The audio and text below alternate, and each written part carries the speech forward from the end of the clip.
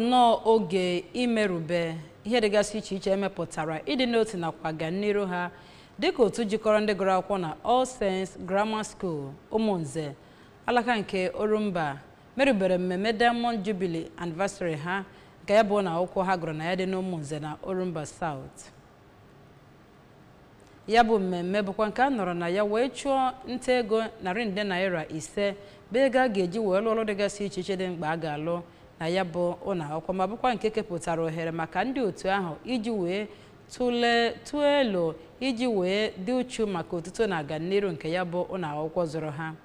Onye ọla anyị bụ Emmanuel Chigbata ji akụkọ a wee bịa.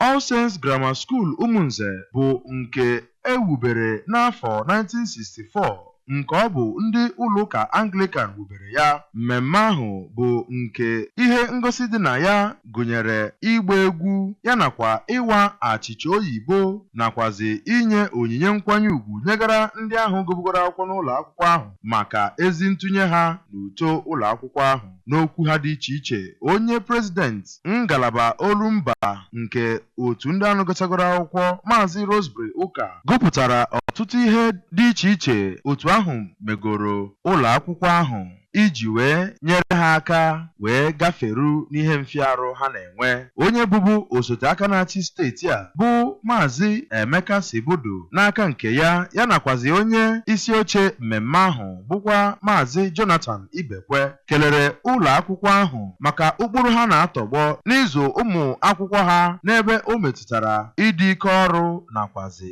amamihe.